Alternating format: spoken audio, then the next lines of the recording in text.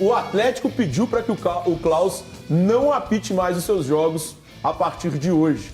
Depois dessa situação contra o Botafogo, que nós vamos ver agora. Então, peraí. Então, veja o absurdo, pra vocês verem se isso que nós estamos fazendo aqui é chororô ou se tem relação, no mínimo, com má vontade e ranço. Veja aí. O gol, quando sai, ele está em posição de impedimento. Antes acontece um penal. Tá? Então você tem que vir checar aqui para ver se é penal ou não. Mas eu falei que não é penal, velho. Vai. Volta. Ok. Isso. Essa primeiramente, aberto. Peguei aqui, Guariz. Ok, Klaus. Na hora do chute, da falta, ele está em posição legal, tá? Aí sobra para ele, essa é a ação do defensor, ó. Tá, mas é para mim, dá uma câmera mais fechada. Ok, vou te dar uma câmera mais fechada. Quer ver se tem braço, alguma coisa? Isso. É a coxa dele no quadril dele, ok? Ok, o braço não tem movimento de empurrão. Eu quero uma lateral. Lateral para ver o quadril, ok? Não. Ok, mas para mim é um contato de... Não, joga. Disputa por espaço ali, ó. Aí tem esse quadril, a coxa dele no quadril dele atrás.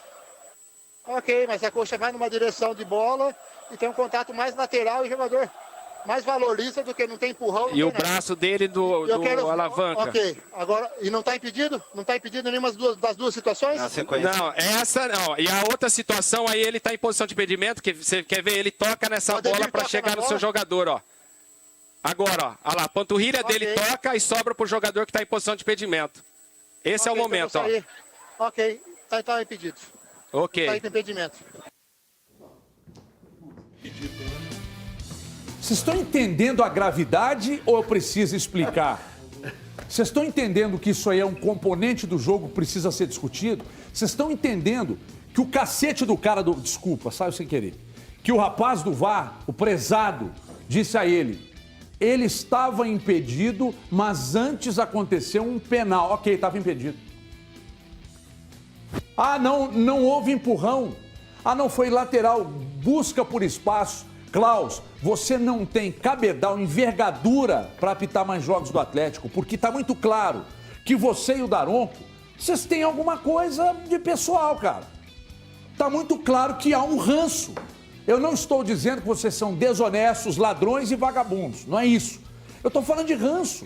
Você brigou com a imagem, cara. Você brigou com a imagem, Betinho, isso é nojento. Ô, Everton, o que é mais importante dizer nesse negócio todo é que o pessoal também está falando de intensidade agora como se todo mundo fosse físico. O cara não sabe calcular resultante de força, não sabe calcular a equação de Torricelli. Que porcaria é essa que eles estão inventando de colocar físico num negócio que eles não têm conhecimento? Então vamos ter que contratar um físico para colocar do lado da cabine do VAR. E mais ainda, o Klaus está de sacanagem. Ele está de sacanagem porque foi evidente ali o pênalti. Foi pênalti, gol, na pelada que a gente jogava aí, era gol, né? O cara foi lá e contestou inúmeras imagens. O VAR, desde o momento, Elton, que o VAR chama o Klaus para analisar o lance, o VAR está dizendo para ele assim, só faltou falar assim, ô seu jumento, é pênalti. Só faltou. O cara tá assim. Não. Posição, primeiro lance estava em posição legal. Esse aí até estava em impedimento, ele toca com a panturrilha, mas houve um pênalti antes.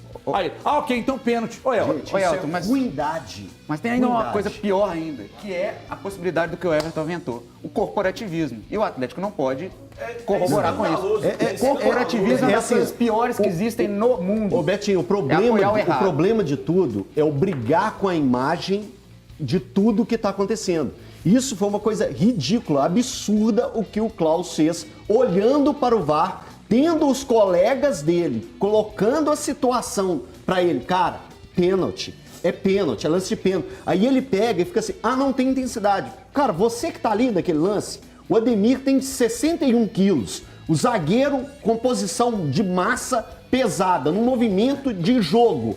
Cara, você tem noção disso, cara? É quando o Betinho pega e fala assim, você tem entendimento físico, é justamente nessa hora, de velocidade, de força, de massa, pra você pegar e falar uma coisa dessa. É brigar com a imagem, e aí vem o Bedito, né, ô Thiagão? Eu crítico em relação às penalidades, Thiagão, você sabe disso. Não, sim, pode concluir. Não, é só que a gente sempre fala aqui, o danado do Slow, Thiago, E eu sou muito crítico em relação às penalidades. Eu sempre acho que as pessoas exageram demais ao pedir pênalti. Só que nesse caso específico é escandaloso. O Ademir estava pronto para fazer o gol. O jogador chega por trás dele. Ele o empurra assim com o braço direito. É nítido isso pra mim na imagem. Não, Thiago, o movimento da bacia também. O movimento ele falar que foi impedimento. O VAR falou que foi pênalti. Não, foi só impedimento. Que antes teve o pênalti. Ele optou pelo impedimento.